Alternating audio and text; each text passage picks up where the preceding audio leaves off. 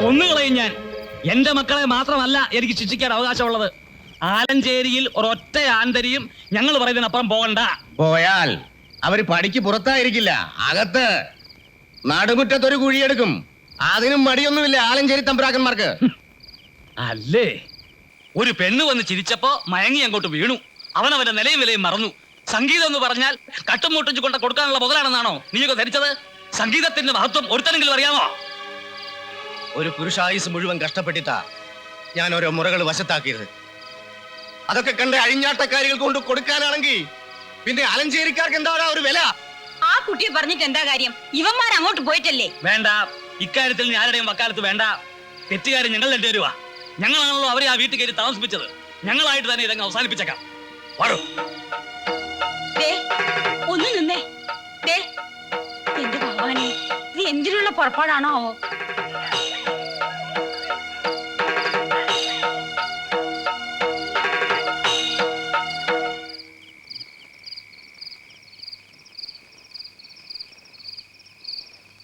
തമ്പുരാക്കന്മാരെന്താ ഇതുവഴിയൊക്കെ വരേണ്ട കാര്യമുണ്ടായി.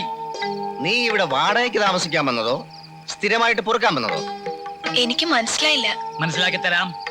ആലഞ്ചേരിലെ ഏതെങ്കിലും ഒരു ആന്തരിയെ മോഹിപ്പിച്ച് കയ്യിലെടുത്ത് കെട്ടിലമ്മയാകാനുള്ള ആഗ്രഹം നിന്റെ മനസ്സിലുണ്ടെങ്കിൽ അത് നടപ്പില്ല. പറഞ്ഞത് മനസ്സിലായല്ലോ. സ്നേഹിച്ചാൽ ഞങ്ങൾ എന്തും ചെയ്യും, തെറ്റിയാലുണ്ടല്ലോ എന്തും ചെയ്യും, എന്തും. ആ കാരണം ഒരു വരണം. മോളുടെ വിശേഷങ്ങളൊക്കെ അറിയണ്ടേ? എന്താ വിശേഷം? എനിക്കൊന്നും അറിയില്ല എന്റെ മുത്തശ്ശ. കൂടുതലൊന്നും അറിയണ്ട. ഇന്നൊരു ദിവസം കൂടി രണ്ടാൾക്കും ഇവിടെ കഴിയാൻ അനുവാദം തരുന്നു. നാളെ നേരം വെളുത്താൽ ഈ വീട് ഒഴിഞ്ഞു തരണം. അയ്യോ, പെട്ടെന്ന് ഞാൻ ഈ കൊച്ചിനെയും കൊണ്ട് എവിടെ പോകും തമ്പ്രാക്കന്മാരെ? പെരുവഴിയിലേക്ക്. കാലത്ത് തന്നെ വീട് പൂട്ടി താക്കോല് കുഞ്ഞാലിയെ ഏൽപ്പിച്ചിരിക്കണം. ഇത്രയും ദിവസത്തെ വാടക ഒരു സൗജന്യമായി കരുതിക്കൊള്ളാം. കുറെ ഉപകാരങ്ങൾ ചെയ്തു തന്നല്ലേ. പിന്നെ ഇവിടുന്ന് ഇറങ്ങിയാ പിന്നെ രണ്ടിനെയും കൺവെട്ടത്ത് കണ്ടുപോകരുത്. ഞാനൊന്ന് എന്താ മക്കളെ ഇത്?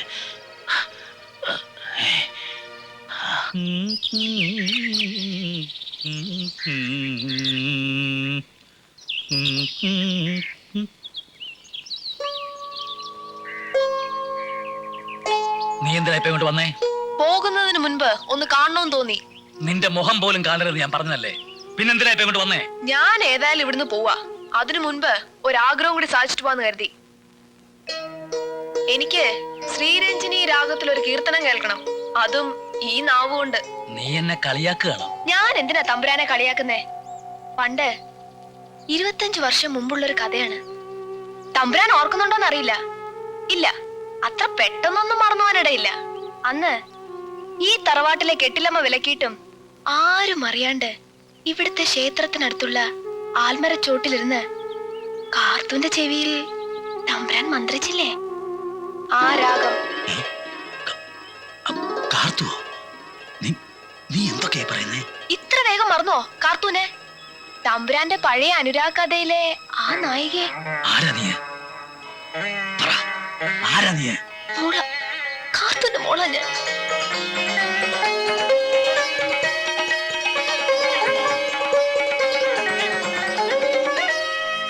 ഇനി ഇപ്പൊ തമ്പുരാൻ എന്നെ ഇറക്കി വിടണോ?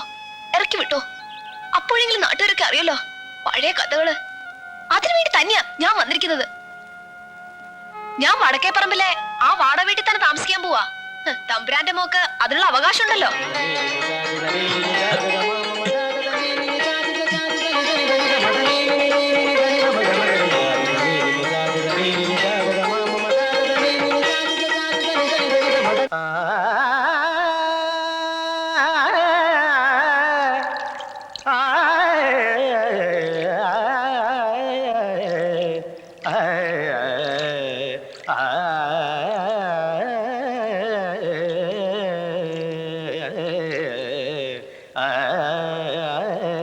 മോളാ, കാർത്തൂന്റെ മോളാ ഞാൻ.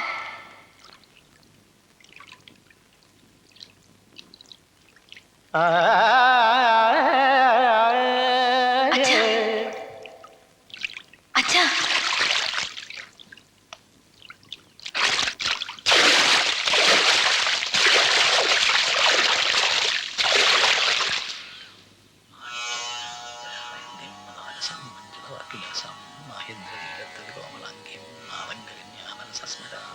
ശ്രീരഞ്ജിനി രാഗത്തിൽ ഒരു കീർത്തനം പാടുവോ?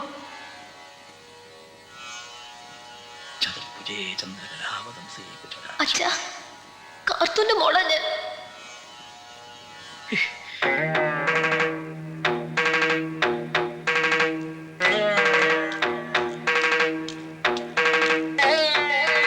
അച്ഛാ,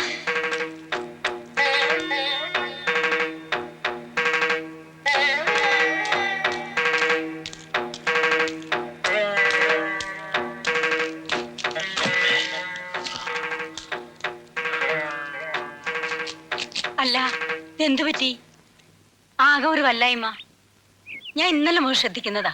ഒന്നുമില്ല, നല്ല സുഖം തോന്നണില്ല. ഞാൻ കുറച്ച് കഷായം എന്തെങ്കിലും എടുക്കട്ടെ? ഒന്നും വേണ്ട, താനേ മാറിക്കോളും.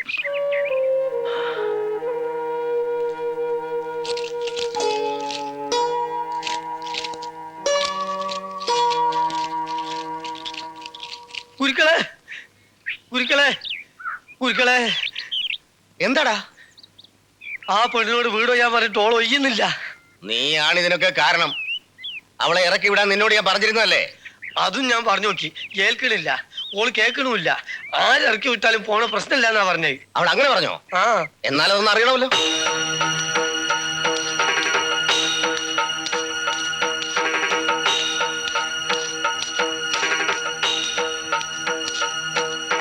നിന്നോടും ആ കിഴവനോടും ഇന്ന് നേരം വെളുക്കുമ്പോഴേക്കും വീട് ഒഴിഞ്ഞു തരണമെന്ന് പറഞ്ഞിരുന്നില്ലേ? ഉവ്വ് പറഞ്ഞിരുന്നു. രണ്ടാമതൊരിക്കൽ കൂടി പറയുന്ന ശീലം ആലഞ്ചേരിക്കാർക്കില്ല. അറിയാം. തമ്പ്രാക്കന്മാരിൽ ഒരാൾ പറഞ്ഞാൽ മറ്റൊരാൾക്കും രണ്ടാമത് ആലോചിക്കേണ്ടി വരില്ലെന്നറിയാം. പിടിച്ചു പുറത്താക്കണം അവളെ. തൊട്ടുപോട് തന്നെ.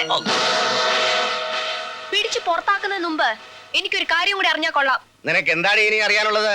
നിങ്ങൾ തന്നെയല്ലേ എന്നോട് ആദ്യം പറഞ്ഞത് രണ്ട് തമ്പ്രാക്കന്മാരുടെ തീരുമാനം ഒന്നാണെന്ന്? അതിലാർക്കും സംശയം വേണ്ട. എന്റെ തീരുമാനം തന്നെ അവന്റെ. അല്ല, ആ തമ്പുരാൻ പറഞ്ഞിട്ടാ ഞാൻ ഇന്നിവിടെ നിൽക്കുന്നത്. സംശയമുണ്ടെങ്കിൽ നിങ്ങൾ ആ തമ്പുരാനോട് ചോദിച്ചു നോക്ക്. അവിടുന്ന് പറയട്ടെ, എങ്കിൽ ആ നിമിഷം ഞാൻ ഇവിടെ ഇറങ്ങിത്തരാം. അപ്പോ അറിയാലോ ആരുടെ വാക്കാ വരുതെന്ന്. തമ്പ്രാക്കന്മാരുടെ വലിപ്പച്ചെറുപ്പത്തെ കുറിച്ചൊന്നും നീ എന്നെ പഠിപ്പിക്കണ്ട. ഇനി നീ പറഞ്ഞത് കള്ളമാണെങ്കിൽ പിന്നെ ഈ കര പോലും കാണാമെന്ന് കരുതണ്ട. വാടാ.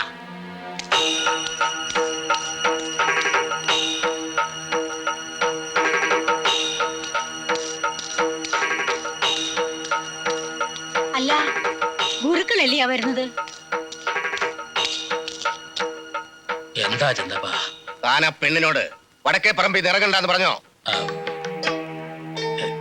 അത് പറയേ. താൻ അങ്ങനെ പറഞ്ഞോ? പറഞ്ഞു. എങ്കി എന്തിനു വേണ്ടി? എനിക്കറിയണം എന്താലോചിച്ചിട്ടാ താന തീരുമാനം പറഞ്ഞതെന്ന്. തനിക്ക് എന്ത് പറ്റിയടോ? ഞാനും താനും കൂടാണ് ആ കുട്ടിയോട് ഇറങ്ങി പോകാൻ പറഞ്ഞത്.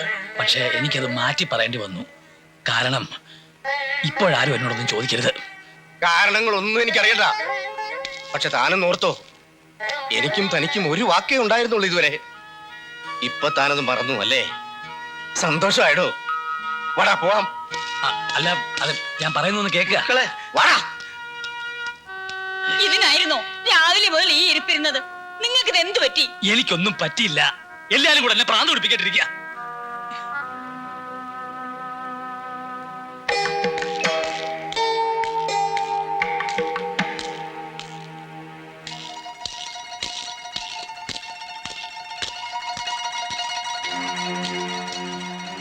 ജയക്കുട്ടിയോ?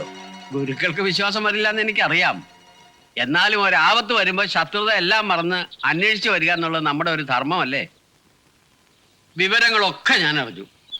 ഗുരുക്കള് ചാത്തുക്കുട്ടിയായിട്ട് ആ പെണ്ണിന്റെ കാര്യത്തിൽ തെറ്റിയത് ഉൾപ്പെടെ. അല്ല, അയാളെ ഞാൻ കുറ്റം പറയല്ല. തന്നെയല്ല, നിങ്ങൾ ഇപ്പൊ ചെയ്തത് ശരി എന്നുള്ള പക്ഷക്കാരനാണ് ഞാൻ. ഇന്നല്ലെങ്കിൽ നാളെ ഞാനിത് പ്രതീക്ഷിച്ചതാ. ഇപ്പോഴാ അവൻ അവന്റെ തനി സ്വരൂപം ശരിക്കും പുറത്തു കാണിച്ചത്. ജയക്കുട്ടി ഇതുവരെ വന്ന കാര്യം പറഞ്ഞില്ല. ഞാൻ പുര കത്തുമ്പോ വാഴ വെട്ടുക എന്ന് വിചാരിക്കരുത്. അല്ല, എന്നെ പറ്റി അങ്ങനെ കരുതില്ല എന്ന് എനിക്കറിയാം.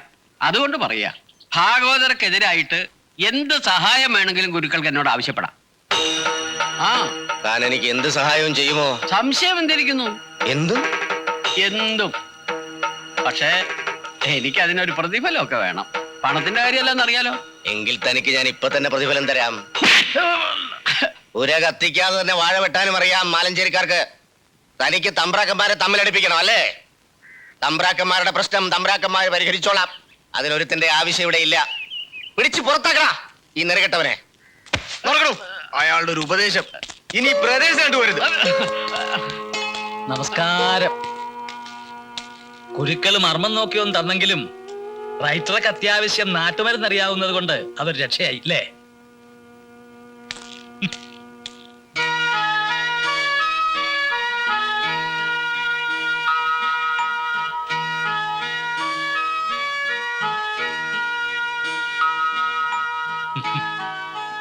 താൻ എന്ത് പോക്കാടും അവിടെ നിന്ന് ഇറങ്ങി പോന്നത്? നിക്ക ഞാൻ പറയുന്ന ഒന്ന് കേക്ക.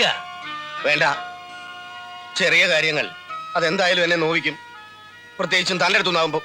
താൻ വിചാരിക്കുന്നത് പോലെ അതൊരു ചെറിയ കാര്യമല്ല. പണ്ട് ഒരുപാട് കുരുത്തക്കേടുകൾ ചെയ്തിട്ടില്ലേ നമ്മള്? അതിലൊന്ന് സ്വൈരക്കേടായി തിരിച്ചു വന്നിരിക്കുന്നു. ആ, കാർത്തൂരെ ഓർമ്മയില്ലേ തനിക്ക്? കാർത്തു, താൻ എന്തൊക്കെയാ പറയുന്നേ? ഒക്കെ പറയാം, ഇവിടെ വെച്ചല്ല. താൻ വരിക. താനീ പറയുന്നത് സത്യമാണോ? സത്യം. ഇനി അല്ലാൻ തനിക്ക് പറയാൻ പറ്റുമോ? അവളുടെ കണ്ണുകൾ ശ്രദ്ധിച്ചോ താൻ? കാർത്തുവിന്റെ നോട്ടം അവളുടേത്. എന്റെ മുഖത്ത് നോക്കി മോളാണെന്ന് അവൾ പറഞ്ഞപ്പോ എനിക്ക് നിഷേധിക്കാൻ പറ്റിയില്ല. എന്താ കാര്യം? അത് സത്യമായതുകൊണ്ടാ. കാർത്തൂനെയും അവളുടെ അച്ഛനെയും അമ്മ രായ്ക്കരാമാനം നാട് കടത്തുമ്പോ അവൾ തന്റെ കുട്ടിയെ വയറ്റി ചുമക്കുന്നുണ്ടായിരുന്നു എന്നുള്ളത് നേരാ. പക്ഷെ ആ കുട്ടി തിരിച്ചു വരിക എന്നൊക്കെ പറയുമ്പോ എങ്കിൽ കാർത്തു എവിടെ? അത് ഞാൻ ചോദിച്ചില്ല. ചോദിക്കാൻ പറ്റിയ മാനസികാവസ്ഥയായിരുന്നു എനിക്ക്. ഇതൊരു കള്ളക്കഥയായിട്ടേ ഞാൻ കാണൂ. ചന്തപ്പൻ, ഞാൻ പറയുന്ന അങ്ങോട്ട് കേൾക്കുക. നമുക്ക് മാത്രം അറിയാവുന്ന 10-25 വർഷം മുമ്പുള്ള ഒരു കഥ അവൾ എങ്ങനെ അറിഞ്ഞു? അന്ന് അങ്ങൊരു കയ്യബദ്ധം എനിക്ക് പറ്റി എന്നുള്ളത് നേരാ. ചെറുപ്പത്തിന്റെ ചോരത്തിളപ്പിൽ പറ്റിയ അബദ്ധത്തെക്കുറിച്ച് വേണ്ടുവോളം പശ്ചാത്തപിക്കുകയും ചെയ്തിട്ടുണ്ട്. ആ ഒരൊറ്റ കാരണത്താൽ അമ്മയുമായിട്ട് തെറ്റേണ്ടി വന്നില്ലേ? പിന്നുണ്ടായതൊക്കെ തനിക്കും അറിയാലോ. ഇനി അവള് പറയണതൊക്കെ സത്യമാണെന്ന് വെക്കുക. എങ്കിൽ അവളുടെ വരവിന്റെ ലക്ഷ്യ നമുക്കറിയേണ്ടത്. താൻ എന്തൊക്കെ പറഞ്ഞാലും ഇത് മുഴുവൻ വിശ്വസിക്കാൻ എനിക്ക് പ്രയാസമാണ്. ഇനി നാളെ വേറൊരാള് ഇങ്ങനൊരു കഥയും പറഞ്ഞു വന്നാല് ഞാൻ അതും വിശ്വസിക്കണോ? എന്തായാലും എനിക്ക് സ്വൈരയില്ല. ദേവകി അറിഞ്ഞാലത്തെ കാര്യ ഞാൻ ആലോചിക്കണേ. തന്റെ മനസ്സാകെ ചഞ്ചലപ്പെട്ടിരിക്കുക ഇപ്പോ. ആദ്യം എനിക്ക് അവളെ ഒന്ന് കാണണം, സത്യം അറിയണം. താനും എന്നോടൊപ്പം വന്നേ പറ്റൂ. എന്നിട്ട് മതി തീരുമാനങ്ങള്. എന്റെ അമ്മയെ വെറും കൈയോടെ കൂരിഷ്ടിലേക്ക് ഇറക്കി വിടുമ്പോ തോന്നാത്ത സ്നേഹവും വികാരപ്രകടനവും ഒക്കെ ഇപ്പൊ എവിടുന്നുണ്ടായി നിങ്ങൾക്ക്? മറുപടി ഉണ്ടാവില്ല. വലിയ അഭിമാനികളായിരുന്നല്ലോ ആലഞ്ചേരിക്കാര്. കെട്ടില്ലമ്മ ഉറഞ്ഞു തുള്ളി കൽപ്പന പുറപ്പെടുവിച്ചപ്പോ സ്നേഹത്തിന്റെ കഥകളൊക്കെ തമ്പുരാനങ്ങ് മറന്നു. ഇരുട്ടിൽ വല്യച്ഛന്റെ കൈയും പിടിച്ച് തപ്പിത്തടഞ്ഞ് പാടം കടന്നുപോയ കാർത്തു എന്ന് പറഞ്ഞ ആ പാവം പെണ്ണിന്റെ കണ്ണീര് കാണേണ്ടി വരില്ലോ എന്നോർത്ത് തമ്പുരാക്കന്മാരങ്ങ് ആശ്വസിച്ചു അല്ലേ? നിർത്ത. കഥകളൊക്കെ ആർക്കും ഉണ്ടാക്കാം, പക്ഷെ സത്യമായിരിക്കണം. നീ പറഞ്ഞതൊക്കെ സത്യമാണെന്നതിന് എന്താ തെളിവ്? ഇതൊക്കെ സത്യമായിരുന്നു എന്ന് മരിച്ചുപോയ എന്റെ അമ്മയ്ക്ക് ഒരിക്കലും ഒന്ന് പറയാൻ പറ്റില്ലല്ലോ. എനിക്കതൊക്കെ ഒരു വെറും ഓർമ്മ മാത്രമാണ്. എന്നെ പ്രസവിച്ച ഉടനെ അമ്മ മരിച്ചു. എനിക്ക് 14 വയസ്സുള്ളപ്പോ മുത്തശ്ശനും. അപ്പൊ കൂടെയുള്ള മുത്തച്ഛനോ? എല്ലാരും നഷ്ടപ്പെട്ടപ്പോ എന്നെ എടുത്തു വളർത്താൻ അങ്ങനെ ഒരാളെങ്കിലും ഉണ്ടായി, ക്യാപ്റ്റൻ മുകുന്ദൻ മേനോൻ. പക്ഷെ അതിലൊക്കെ എന്താ തെളിവ്? തെളിവുകളുണ്ട്. കഴിഞ്ഞു പോയതൊക്കെ ഓരോന്നായി ഞാൻ നിങ്ങക്ക് കാണിച്ചു തരാം. അതൊക്കെ ഒന്ന് കാണാനും കേൾക്കാനും തമ്പുരാന്മാർക്ക് കനിവുണ്ടാവണം.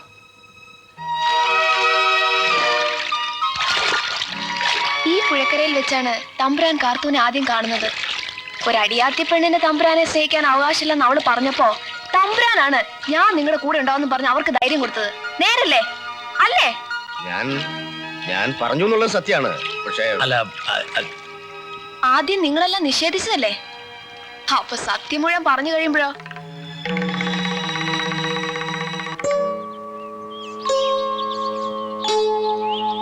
ഈ കൽപ്പടവുകളിലായിരുന്നു തമ്പുരാൻ എന്നും കാർത്തൂനെ കാത്തിരിക്കാറ്.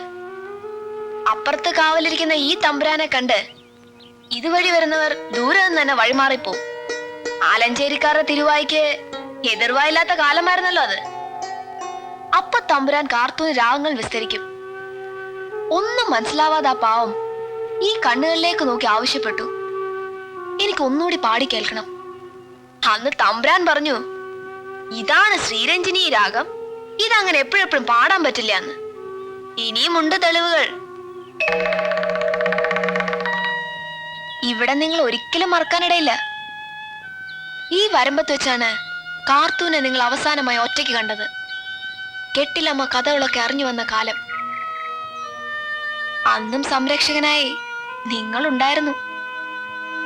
തന്റെ വയറ്റിൽ തമ്പുരാന്റെ കുഞ്ഞ് വളരുന്നുണ്ടെന്ന് പറയാൻ അവക്ക് പേടിയായിരുന്നു.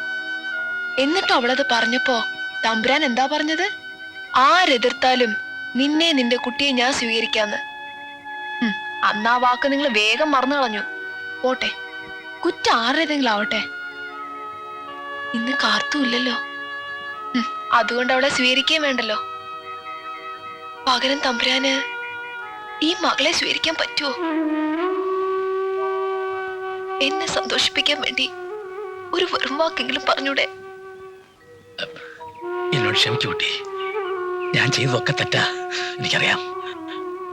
ഒന്നും അറിഞ്ഞുകൊണ്ടായിരുന്നില്ല. അല്ലെന്ന് വേണമെങ്കിൽ സ്ഥാപിച്ചോളൂ, ശപിച്ചോളൂ. പക്ഷെ അറിഞ്ഞുകൊണ്ടായിരുന്നില്ല. കുട്ടി പറഞ്ഞതൊക്കെ ശരിയാ, ഒന്നും നിഷേധിക്കുന്നില്ല. നീ ആലഞ്ചേരിയിലെ കണ്ണിയാണെങ്കിൽ അവിടുത്തെ മകളായി തന്നെ വളരും. അതേടോ, എന്നും നമ്മൾ രണ്ടാൾക്കും ഒരേ തീരുമാനമേ ഉണ്ടായിരുന്നുള്ളൂ. ഇക്കാര്യത്തിലും അങ്ങനെ തന്നെ ആവട്ടെ. തൽക്കാലം ഇക്കാര്യം ആരും അറിയണ്ട. പറയേണ്ട സമയം വരുമ്പോ ഞങ്ങൾ പറയും.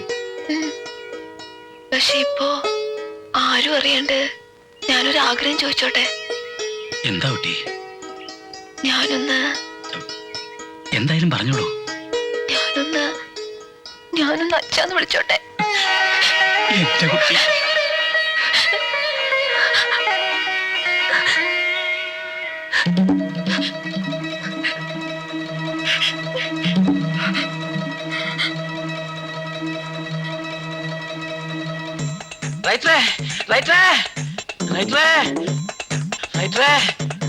എന്താടാ വിളിച്ചു പോണത്? അറിഞ്ഞോ? എന്ത്? ആലഞ്ചേരി തമ്പ്രാൻ ഒരു മോളുണ്ട്. എന്ത് വിവരക്കേടാണ് നീ പറയുന്നത്? സത്യ റൈറ്ററെ, അടക്കേപ്പറമ്പ് താമസിക്കുന്ന പെണ്ണ് റൈറ്ററെ മോളാ. അല്ല, ഭാഗവതരുടെ മോളാ. നേരാണോടാ നീ പറയണത്? ആ, ഭാഗവതരും ഗുരുക്കളും ആ പെണ്ണും കൂടി പറയുന്നത് ഞാൻ ചെവി കൊണ്ട് കേട്ട്. അവള് കാർത്തു എന്ന് പറഞ്ഞ പെണ്ണില് ഭാഗവതർക്കുണ്ടായ മോളാ. കൊള്ളാം കൊള്ളാം. എനിക്ക് അന്നേ അറിയാമായിരുന്നു. ആ മുതുക്കിത്തള്ള കാർത്തൂനെ കൊണ്ട് നാട് കടത്താൻ പോയപ്പോ എന്നെങ്കിലും അവളും കൊച്ചും തിരിച്ചു വരുള്ളൂ. ഇനി ഞാൻ എന്താ ചെയ്യേണ്ടത്? പറയാമേടാ, പോലീസുകാരുടെ ഈ തോക്കുണ്ടായിട്ട് എന്താ കാര്യം? ഒരു കാര്യമില്ല. വെടി വെക്കണമെങ്കിൽ കളക്ടറുടെ ഓർഡർ വേണ്ടേ? Collector order? ആ, എങ്കിൽ ഞാൻ ഇതാ ഓർഡർ തന്നിരിക്കുന്നു. ഇനി നീ പോയി നാട്ടുമ്പുറത്തെല്ലാം ചെവി പൊട്ടുന്ന ശബ്ദത്തിൽ ഇതങ്ങോട്ട് പ്രചരിപ്പിക്കുക. അപ്പ കാണാം കാക്കക്കൂട്ടി കല്ലിട്ടമാരി തമ്പ്രാക്കന്മാർ ഇളകി വരുന്നത്. വരട്ടെ വരട്ടെ വരട്ടെ.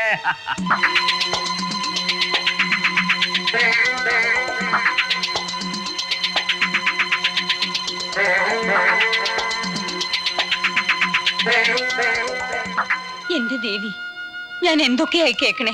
കരക്കാരൊക്കെ എന്തൊക്കെയാ പറയുന്നത് അറിയാം അമ്മയ്ക്ക്? നാട്ടിൽ കൂടെ ഇറങ്ങിയെടുക്കാൻ വയ്യാണ്ടായി.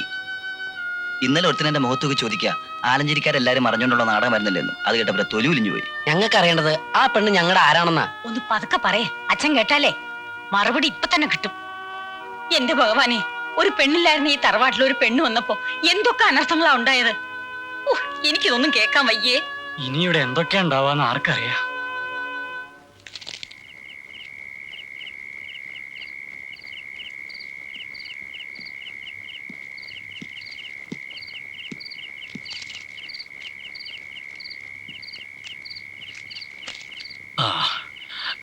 പണിക്കാർക്ക് കൂലി കൊടുത്തോ?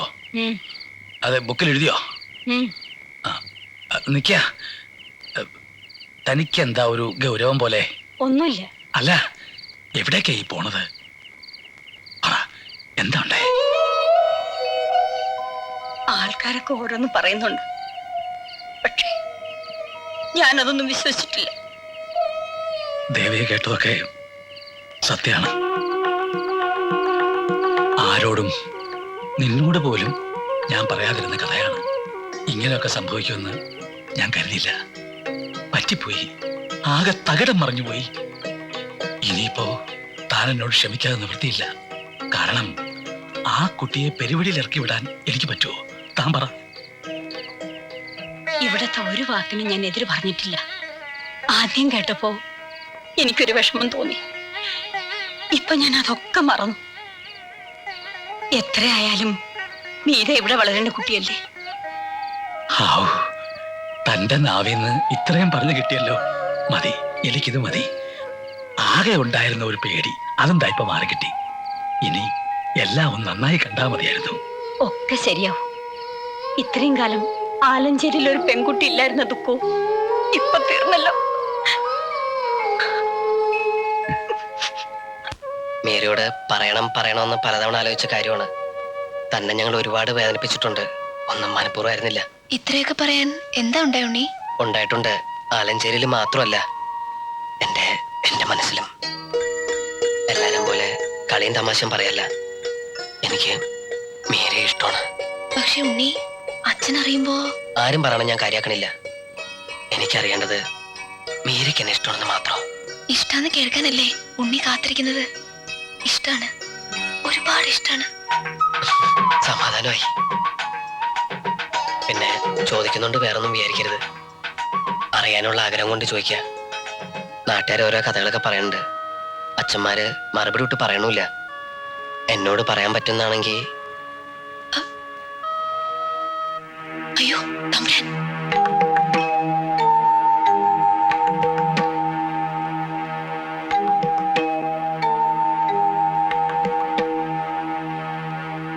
ഉണ്ണി, തറവാട്ടിലേക്ക് വരിക.